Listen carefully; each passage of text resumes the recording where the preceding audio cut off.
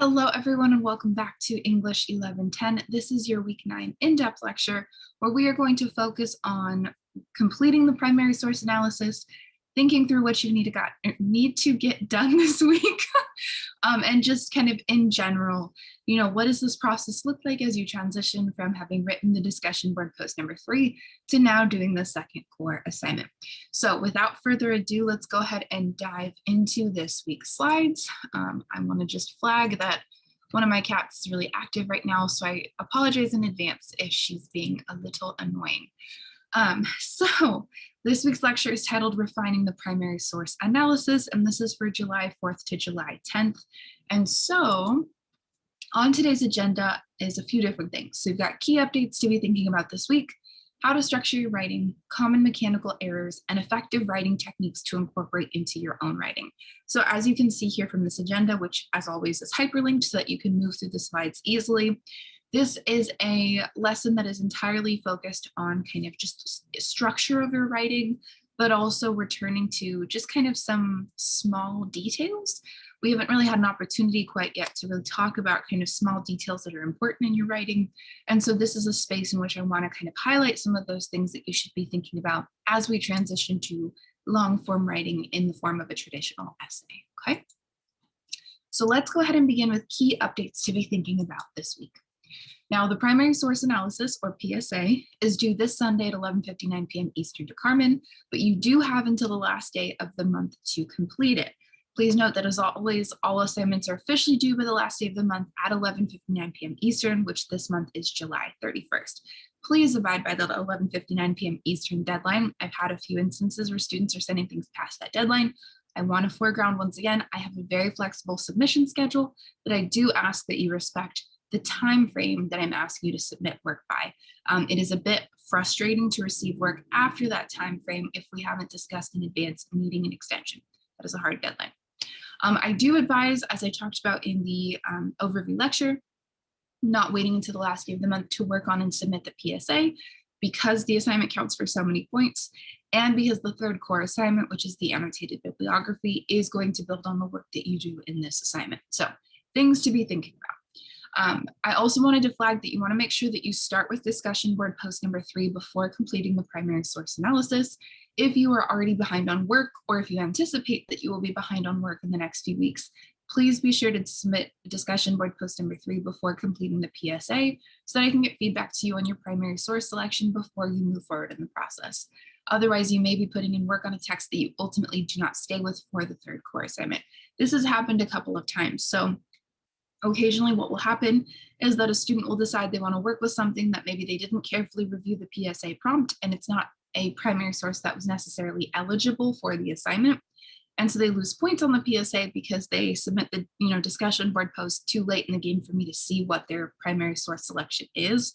And then it just kind of, what's the word I'm looking for? It just kind of tumbles into an ongoing process, if that makes sense, okay? So really make sure you start with discussion board post number 3 because it is designed to help you sketch out your ideas, but also as a kind of quick space for me to check off and be like, yep, that works, or to give feedback. And finally, I am here to help. Please reach out to me if you'd like me to give you, feedback on your PSA draft before you submit the assignment, or if you would like to schedule an office hour appointment to get help in developing the PSA. I'm happy to look at drafts via email or during office hours together, or occasionally students will prefer to talk with me over phone and kind of talk through the draft in that manner. Any and all of those methods are totally fine. Now, I want to also remind you that reviewing the following Google Slides will be a really good way to make sure that you're familiar with the writing strategies that you need to refine by the PSA. And that's going to be the week 8 lecture, which has the PSA prompt and how to select a primary source, and then writing the concentrated close read. And this has step-by-step instructions, of course, on how to write the introductory section and close reading section of the PSA, along with formatting guidelines. All right, so now let's transition a little bit to how to structure your writing. So as I kind of mentioned when talking about the concentrated close read, when you're writing the PSA, you want to really think about your essay in sections as opposed to paragraphs. And the reason I say this is because many students come to English 1110 having had the experience of being taught the 5-paragraph essay, where they have one introduction paragraph, 3 body paragraphs and 1 conclusion. Now, while sometimes that will kind of remain consistent in the writing that you do in college, other times, especially when you have to do a longer paper, that format doesn't necessarily translate perfectly, even though kind of the purpose for each of those parts of your essay remain the same. It's helpful to transition to thinking in sections, because what that does is it opens you up to making sure that in your writing, you're thinking about, did I communicate everything that I need to communicate in a way that's clear and direct in my writing, as opposed to kind of thinking exclusively from the kind of perspective of like, I have to squeeze everything into only 1 paragraph, okay? And so when we're writing the PSA, we want to be thinking about section 1 as your introductory section, which means that you don't necessarily only want to think about the introduction as a singular paragraph, because a lot of times that's insufficient to what you need to accomplish. Now, I flagged at the bottom here that this section consists of steps 1 and 2 from the prompt of the PSA, but I'm also kind of, presenting this information to help you just kind of think about what is the function of each of the sections of my paper. So in the PSA, you do need an introductory section in which you discuss the primary source, share relevant basic information about its production and origin, and tell the reader everything they will need to know about the text to understand what its message is and what you will be discussing in your analysis. You will want to make clear the connection between analyzing the text and the themes/topics we've discussed this semester. You will want to discuss the relationship between the content and form in this section, along with incorporating a definition for Americanness into this section. So depending on the student, and I'll talk about this more kind of later in the lecture, some introductory sections are 1 paragraph, sometimes they're 2 paragraphs, sometimes they're kind of 3 short paragraphs. It can really be a number of different ways that you do this. But what you want to make sure is that in the kind of course of writing your introductory section, you have addressed all of these parts to ensure that the reader is, if you think about it as kind of your, introductory section is almost like entering through a door, that you've kind of prepared for your reader to ensure that they've got all of the tools and information they need to move forward, to be convinced and compelled by your analysis. You want to make sure that this introductory section covers all of this information to ensure that that door is as kind of sturdy and just kind of detailed as much as you need in order to accomplish this task, okay? So again, you're gonna wanna make sure that you've introduced to them that your primary source, shared relevant basic information about kind of its context. That might look like historical context, social context. It might look like kind of specific to a creator's career, right? When did they make this particular project or text? And really just kind of equipping your reader with what they need to move forward as they read your analysis. Now, section 2 of your PSA is the close reading section, or what's traditionally talked about as the body paragraphs. And a close reading section consists of 2 parts. First, a discussion of the text form and content, and second, close readings of the text significant details. That is, section 2 of the PSA is your body paragraphs. This is your section of your paper in which you should discuss what details from the text you are focusing on and analyze their significance. So really quickly, there are 2 subparts to your close reading section. You need to make sure that you spend some time addressing the text form, right? Is it a music video? Is it a picture? Is it a poster? Is it an episode of a TV show, right? And close readings of the text significant details. So what this means is not necessarily that you need to have like 1 paragraph for form, 1 paragraph for content, but rather it means that you need to make sure that in your body paragraphs that fulfill this close reading section, you're interweaving or kind of connecting together the form and content in ways that demonstrate that you are kind of addressing all parts of the text. So if you notice in your process posts, when I give you feedback, if you're not addressing the content, which is, in those cases, typically the lyrics, and talking about how the music video treatment extends the impact or kind of amplifies the intensity of the impact of the lyrics themselves, then I'm making notes about how kind of your analysis might be a little insufficient, right?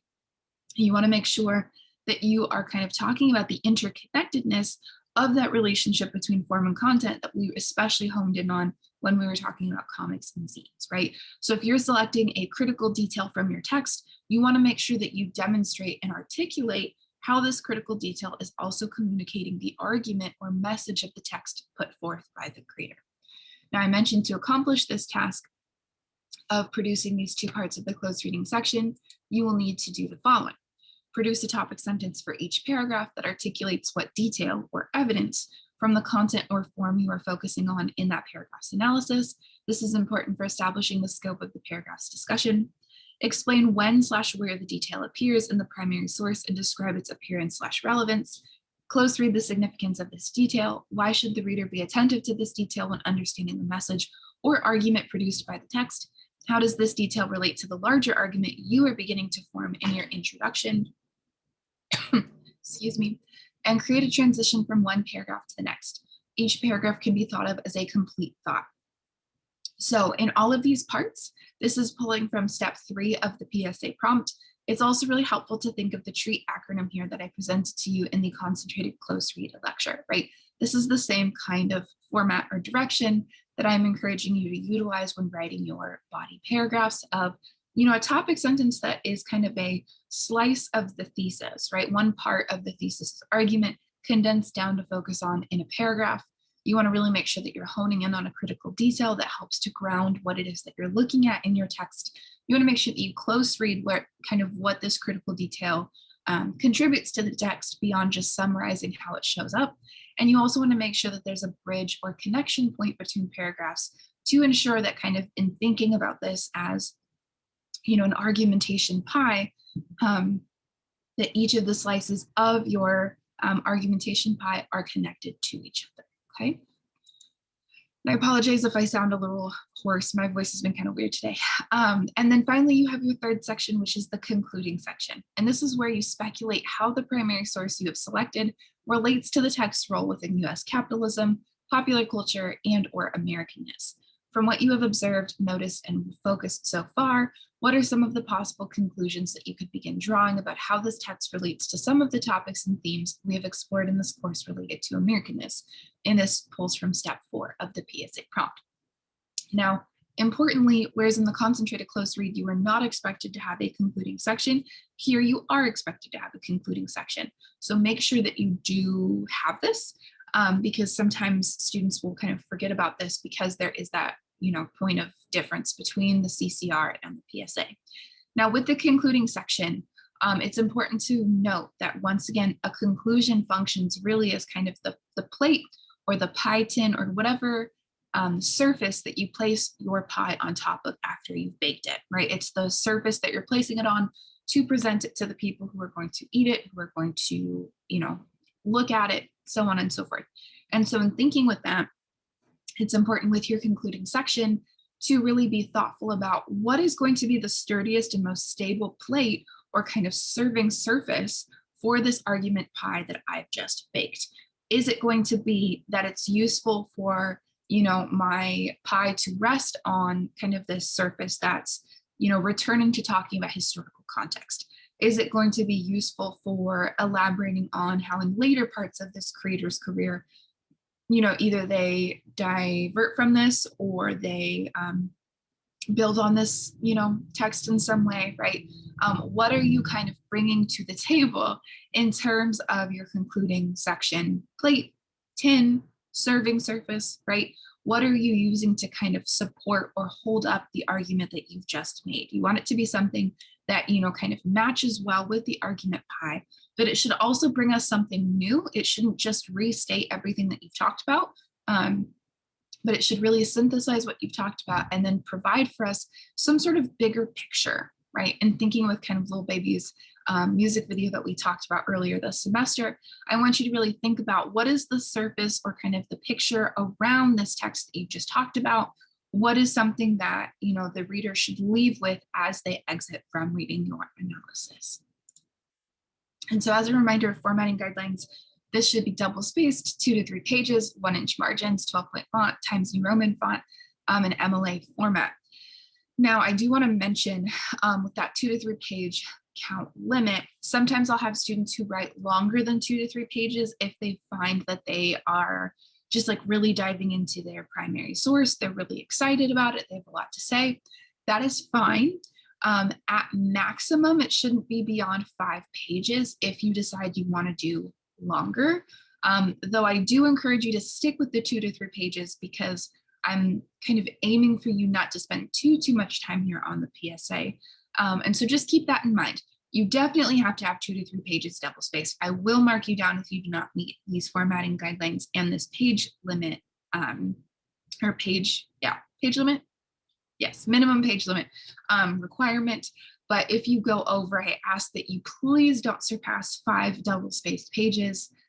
Again, it's totally up to you. If you'd like to write more, you're not required to, you don't have to, but some students find that, based on what they're working with, it's sometimes more helpful for them to write longer, okay?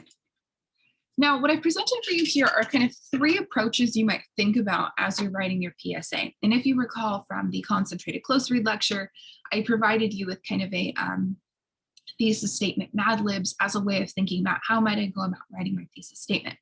So here I've done something kind of similar where I've tried to compile for you 3 different options you might consider when you are going about structuring your essay. So now option 1 is the 5-paragraph essay, which again might be really familiar to some of y'all if you learned the 5-paragraph essay structure in undergrad, in high school. And so what this might look like in taking the kind of 3 sections that we just talked about, right? It might look like an introduction section, which consists of 1 long paragraph on the text background information plus a preview of your analysis. This introduction section would be 1 paragraph that's really detailed in the sense that it would give us everything that we need in terms of that background information, plus providing us with that thesis statement and elaboration of argument that we talked about in the CCR lecture. So it would be a paragraph that has a lot of work to do in terms of the amount of information it needs to provide to the reader. Now, the close reading section here would consist of 3 body paragraphs in which you focus on 1 detail related to content or form in each paragraph. Now, for some students, this is kind of the preferred option. If they decide that they want to just, have a very set number of paragraphs where it's sort of like 1 detail per paragraph. And in each of those cases, right, you're making sure that you're talking about content and form in each of them.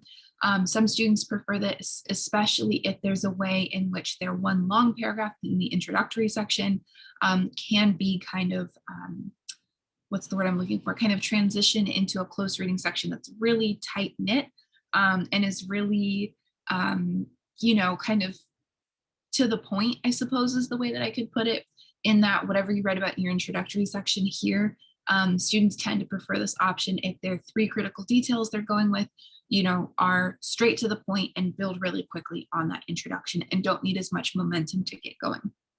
And finally, this option would have a concluding section of 1 brief paragraph speculating the connection to Americanness. Generally, I have found that students who kind of take the 5-paragraph essay approach have a shorter concluding section, a really lengthy introduction paragraph, right? And then a close reading section that's, relatively balanced in that the 3 body paragraphs are pretty close in length. And that has typically been kind of an approach favored by students as well, who don't enjoy writing conclusions and find that writing an introduction is a little bit more in their wheelhouse. So that would be one approach to take, which is the 5-paragraph essay. Now, the second option of an approach you could take would be the prompt sequence essay. And this would consist of an introductory section in which 1 paragraph on background information about the text is provided, plus a second paragraph where you focus on your analysis. Now, so again, this is a 2-paragraph introductory section, which means that you would dedicate the first paragraph or one of those 2 paragraphs, it doesn't necessarily have to be the first one in the sequence, to talking about, kind of an extensive amount of historical context, social context. If you're writing about a creator and want to talk about their career, right, this would sort of be an ideal option for you. So you'd really be giving us 1 paragraph that really concentrates on providing us with those details of the background information. And then a separate paragraph would give us, the thesis statement, a discussion of your argument, and really kind of focus in for us on what critical details you're planning to analyze. Now, the close reading section here would be 2 to 3 body paragraphs in which you focus on 1 detail related to content or form in each paragraph. You'll notice that here it's possible that the student would only have 2 body paragraphs. And this is because depending on the length of those introductory paragraphs, it might not make sense with the page limit to have 3. Sometimes students can have 3 depending on the length of them, but it will really vary. And then again, 1 concluding section, which is a brief paragraph speculating the connection to Americanness. Now, with option 2, I've generally found that this is an ideal option for students who are really creating a sophisticated argument about their text. So, this might mean that you're kind of creating a concept of your own to apply to the primary source. It might mean that you are kind of pulling from a lot of different places to make the argument that you want to make. Maybe you're making an argument that really relies on you having to provide a lot of evidence, right? Option 2 is really the kind of sophisticated argument approach. And this is kind of evidenced by the fact that you would need 2 paragraphs to really cover the amount of just kind of ground that you need to provide to this reader to make sure that they've really got a firm grasp on what you're talking about. The closed reading section would definitely be comparable to that of option 1. The difference here, though, of course, is that kind of the close readings here are going to kind of vary in length. You might not necessarily have 2 to 3 body paragraphs that are totally balanced in terms of length. One might be a little bit longer than the other, depending on what you focus on. And the conclusion here is generally brief, given that the student would have kind of put in so much analytical and intellectual work into the first 2 sections. So I do recommend option 2 for a student who has a really firm grasp on the type of argument that they want to make about their primary source, that really, kind of relies on them needing to provide a lot of evidence and a lot of background in order for the reader to follow along. Now, this is not to suggest that option 1 shouldn't have background information.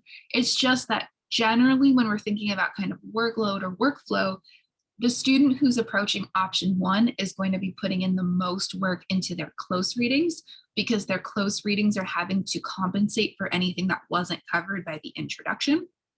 Option 2 is an option where, students who take this approach are generally expending a lot of their energy on the introductory section so that their close readings can kind of refer back to them. So it's flipped in that sense, if that makes sense, right? It's sort of like if you put in a lot of work at the beginning, which you do in option 2, then your close reading section can kind of point back to that and refer back to that, right? They don't necessarily have to provide context as they go along. Option 1, the benefit here is that you kind of get through the introduction quickly and then really have to kind of, as you go through your analysis, explain some things that maybe didn't fit into your one introduction paragraph, okay? Then you have option 3, which is the beginnings of an argument. Now, the introductory section for this would be 1 to 2 paragraphs that focus on developing the thesis statement and scope of your argument. The close reading section would be 1 to 2 body paragraphs in which you focus on one detail related to content or form in each paragraph. And the concluding section is 1 paragraph. Now, if you notice, option 3 feels a little bit more bare than the contents of 1 and 2. Option 3 is an approach that's ideal for students who kind of anticipate they will want to keep writing about the same primary source in their final project. So in the final project for this class, you're going to have a lot of different options. You have a lot of creative project options, but you also have the option of writing a traditional essay if you would prefer to just write an essay as opposed to doing a creative project. Now, you will have the option of sticking with the text that you selected for your primary source analysis and annotated bibliography. And so if you choose to pursue that route instead of choosing something different, excuse me, option 3 would be ideal.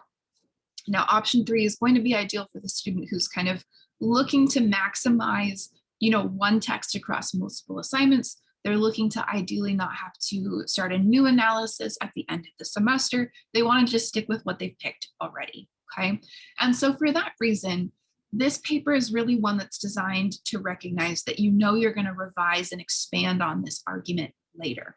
And so for that reason, option 3 is sort of an example in which you're really concentrating on explaining your argument. And so the introductory section is where you're going to be really devoting a lot of your intellectual labor, because you're going to want to really concentrate on not only providing the context in the thesis statement, but really kind of refining and just making sure that it's as clear and sophisticated as possible, right? And so the close reading section, of course, you would have still, 1 to 2 body paragraphs where you're focusing on critical details, but generally a student who pursues option 3 might find that they even veer into 3 paragraphs for the introductory section, depending on how detailed they want to go.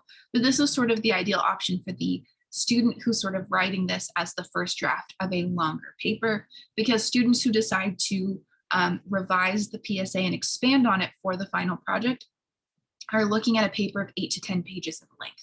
And so option 3 can be an ideal one if you're sort of like, I'll just keep adding to this paper for my final instead of starting something new. And so I want to just really devote a lot of my word count and time to writing the introduction to make sure that my argument is really sound. Okay, so just to recap, option one, the 5-paragraph essay, is ideal for the student who wants to devote a lot of energy towards their close reading body paragraphs and are comfortable with kind of providing, additional information as they go if they don't have certain information covered by the intro.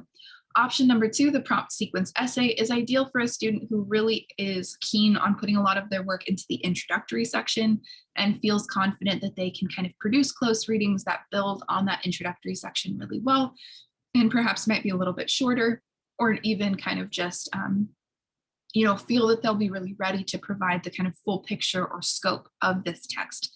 And then finally, option 3, the beginnings of an argument, is the ideal approach for a student who is planning to pursue the PSA revision and expansion as a final project option.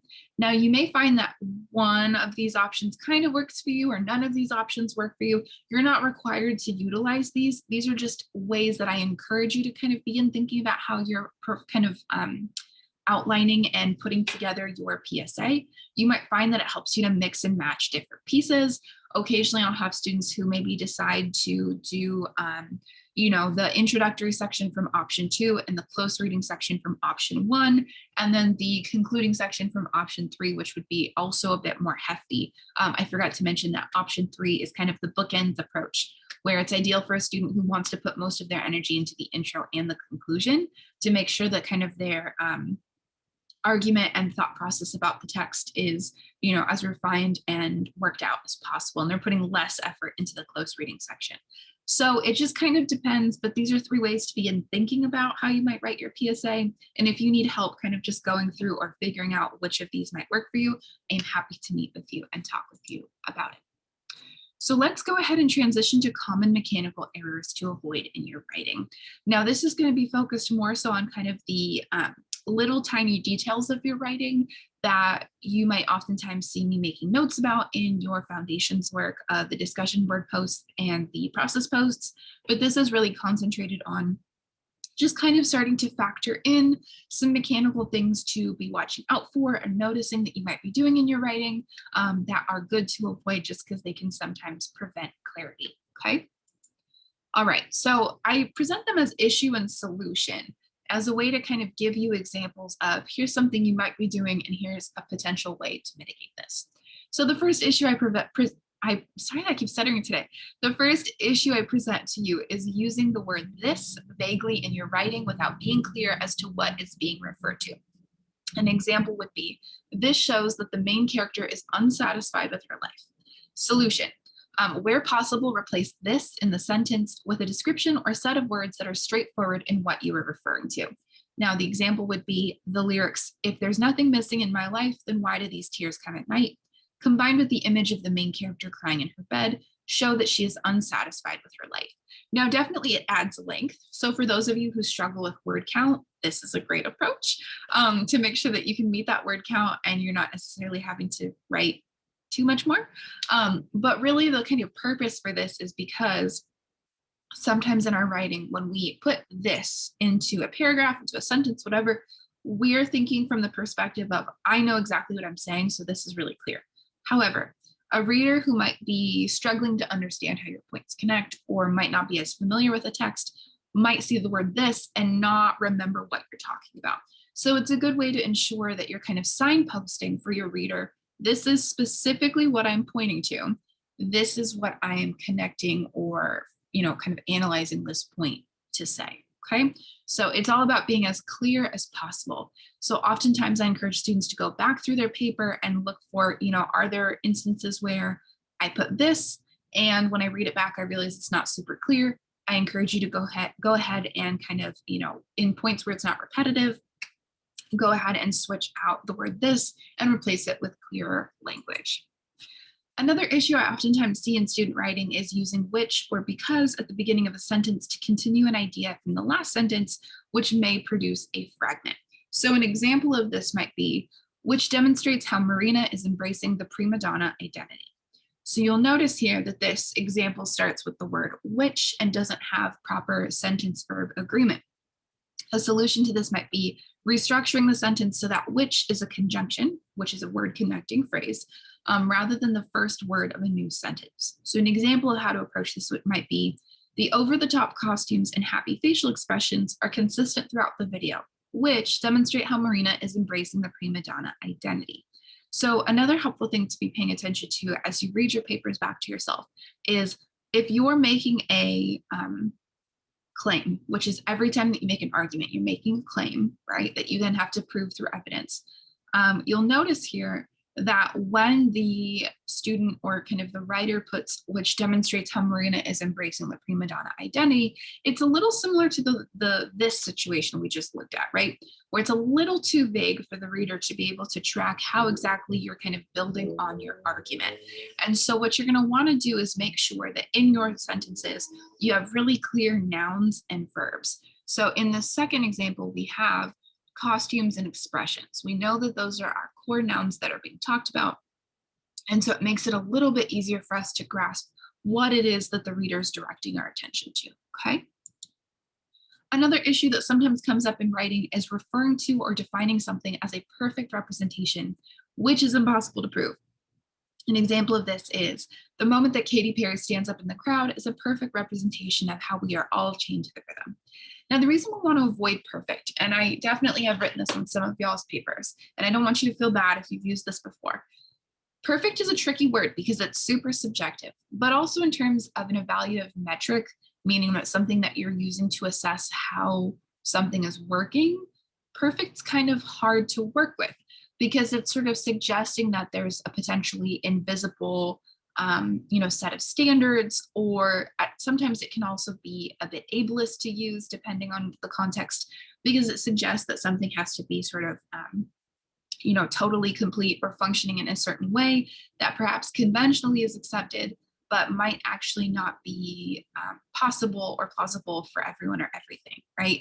So perfect is just really tricky to use as a term to kind of demonstrate something is working well or contributes meaningfully to an argument. And so I encourage you to kind of swap out that word where possible.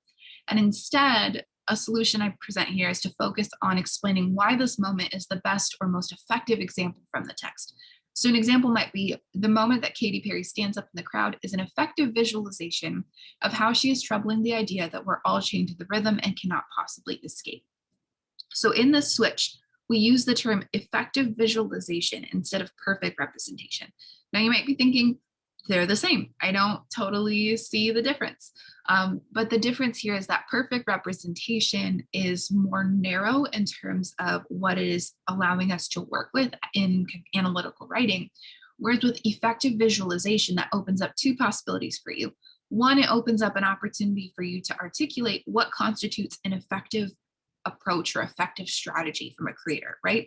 And the second is that the visualization part will help signpost for you a reminder to talk about those visual details in the music video, right? Because you're pointing to this moment of Katy Perry standing up in the crowd, and you're pointing to it as a strategy that kind of demonstrates how visualizations of the themes of the lyrics can be effective in the music video treatment, okay? So I definitely encourage you to work with effective, convincing, successful, ineffective, unsuccessful, unconvincing, right? Those are going to be terms that are going to kind of help you a little bit more to boost your analytical observations. And another issue that comes up is describing a narrative or a character as representative of an entire group or community, or claiming that every person who fits a specific identity is guaranteed to feel a certain way or share the same beliefs. So this is where generalization and stereotype becomes a really tricky thing to navigate, right?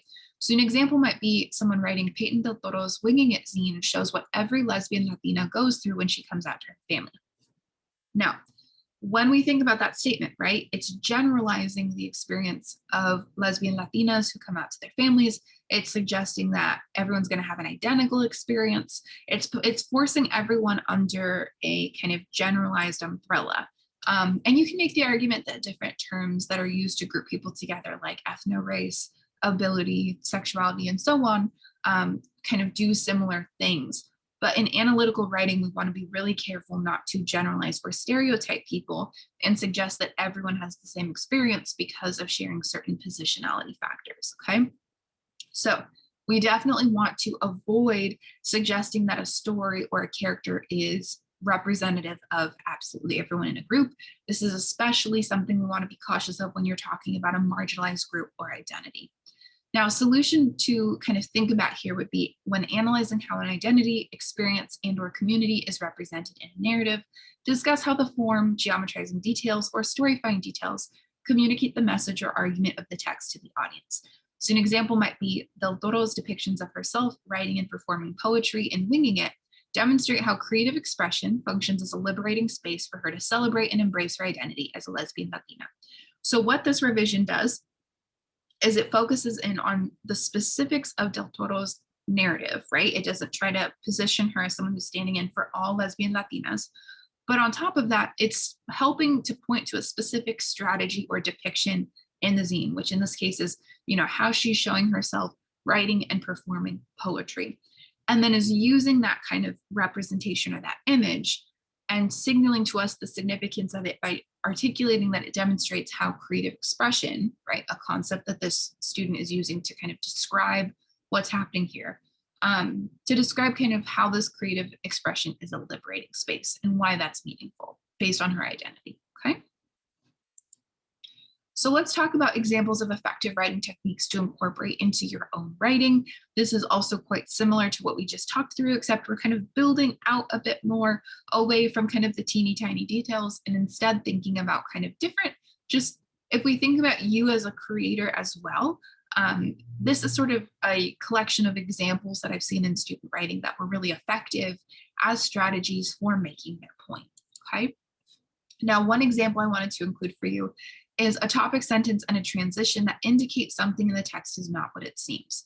So here the example reads, in Chained to the Rhythm, Katy Perry is seen living a happy life, dressed in bright colors and visiting fun places such as amusement parks and movie theaters.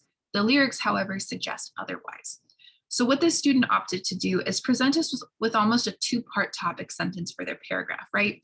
Here they've got their first sentence that establishes and in a lot of ways kind of also synthesizes the scene that they're pointing to or kind of the types of scenes that they're looking at, right? They're indicating for us that she, costuming choice wise, setting wise, this is what we've got. But then they pivot to focusing on how the lyrics are going to really insidiously be commenting on Americanness, right?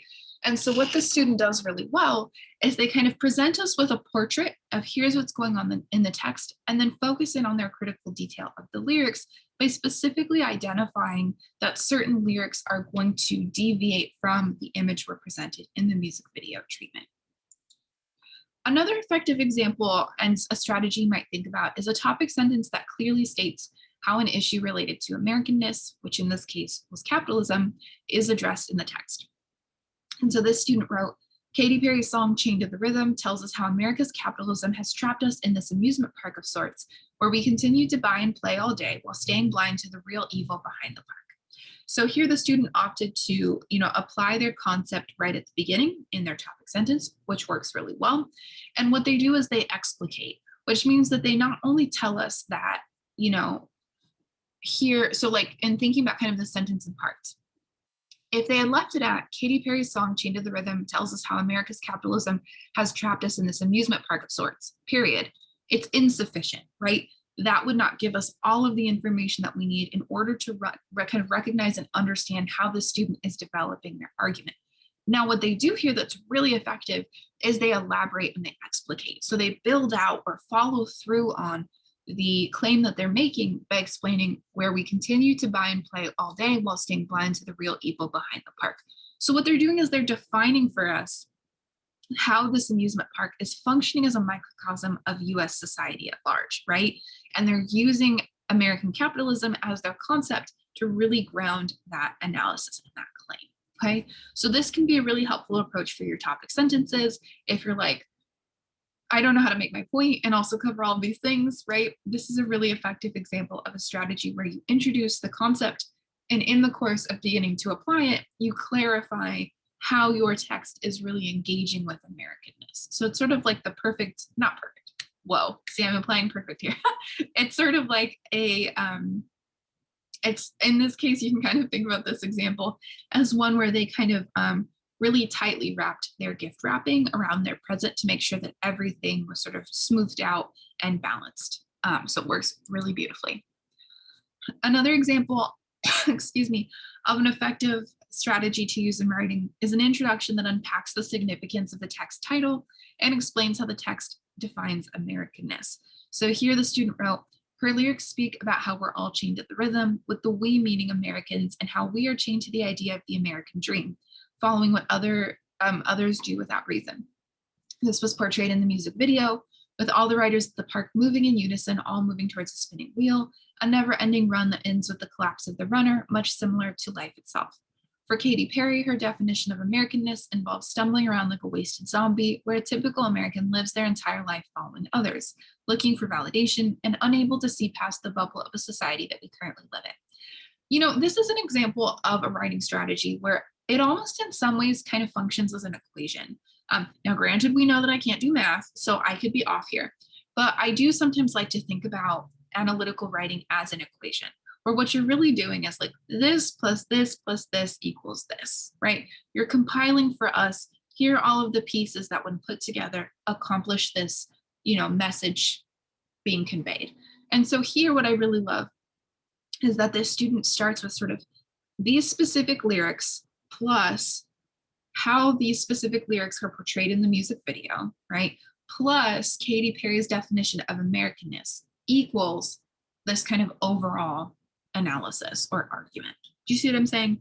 So it's like we go from focusing on specific lyrics where they're close reading the significance of the pronoun usage and connecting that to the American dream. So I have these kind of American dream leaning lyrics plus how these American dream leaning lyrics are shown in the music video, plus how Katy Perry is defining Americanness and kind of returning back to, you know, these lyrics, right?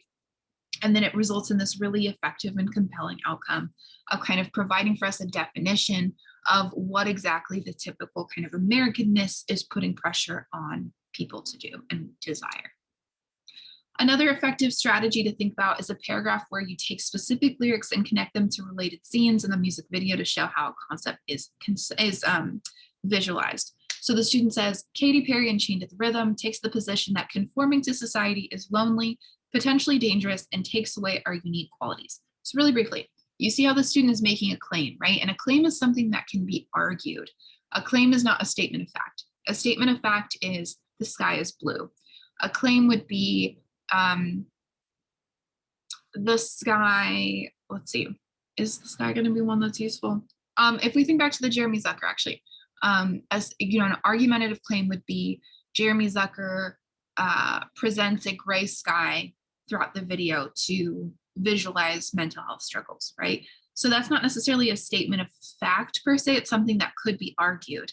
And so the difference there is that someone can argue, no, he didn't, like he didn't choose to do that. It doesn't mean anything, right? Whereas somebody trying to argue the sky is not blue is a little bit harder when clearly it's a statement of fact, okay? So here we have a student who's starting out really strong with their argumentative claim in their topic sentence by saying, this is what Katy Perry is doing in terms of her argument. And then they transition to, she starts out with very happy facial expressions and the setting is an interesting and futuristic theme park. So they're tracking for us kind of the onset of this strategy. But as the video progresses, small details and lyrics start to reveal the message of the song. So again, gradually tracking the evolutions and changes. Lyrics such as so comfortable we're living in a bubble bubble, so comfortable we cannot see the trouble, and accompanying scenes such as when Katy pricks her finger on a rose bush start to make us question the scene and vibes presented in the video. So here they're kind of doing that addition, right? This lyric plus this scene equals reader or viewer, I should say, is questioning things and kind of pushing back a bit. As the video goes on, it becomes noticeable that all of the actors are wearing white or monochrome clothes and that they are all participating in synchronized choreography, and Katy becomes disturbed by this, suggesting the loneliness and lack of individuality. So occasionally here we have some sentences that get a little bit lengthy and could be cut into half, but it's still an effective use of strategies, right? Here we still have the tracking of how this critical detail is evolving over the course of the music video's progression, but then we also have them focusing on critical details of costuming, and identifying for us how this synchronized choreography is another critical detail, all of which helps to communicate Katy Perry's argument. It is also clear that the amusement park rides on flaming beakers given to everyone are quite dangerous, and no one realizes it because they are so focused on following everyone else. So here the reader kind of builds in a bit of a transition so that in the next paragraph they can kind of talk about that particular critical detail. Okay. So in thinking about this example and just really thinking about just kind of the strategies we've talked about today, right? And I'm going to go ahead and stop sharing so that I can be full screen again. In thinking through all of these different strategies that we've been talking about, right? I want you to kind of walk away with the following ideas, which is you want to really be intentional about how you structure your essay, right? What format are you using that's going to kind of be one that allows you to write to your strengths and also not to have to expend energy on things that perhaps are not ideal or don't make sense for kind of what you're trying to accomplish. You also want to think about beyond the kind of form and thinking about yourself as a creator, right? It's going to be important for you to think about the form of your essay, much like these creators think about the form of each of their respective texts. Beyond that, you also want to consider how am I incorporating some of these kind of fine-tuning details into my analytical writing to make sure that my writing is as clear and precise as possible so that readers aren't confused about what I mean on certain things. And then finally, you also want to contemplate, how are you perhaps structuring the, specific details of your paragraph and your introduction to make sure that you have kind of your appropriate signposting, that the reader kind of knows what they're looking for as they're following your analysis. Okay. So that is everything I have for you today in English 1110. I hope that this lecture was helpful. If you're feeling overwhelmed, concerned, confused, lost at sea, come talk to me. I do not judge. It is, a different process for everyone. For some folks, doing analytical work comes really quickly. For other folks, it takes a little bit longer. If you need support or guidance, I'm here to help via email, via phone call, or via office hours. So please don't be embarrassed if you need help. And if you want to reach out to me, I am happy to talk with you, to look at a PSA draft, to talk about what it might look like to reuse your PSA in some way for the final project, et cetera, et cetera. All right, everyone, have a wonderful week. I hope that it's bright and sunny where you are. And if it's not, I hope you don't mind the rain or the rain clouds or the overcast weather, because definitely in Columbus, we've been getting a lot of that. All right, I'll talk to you again soon. Bye-bye.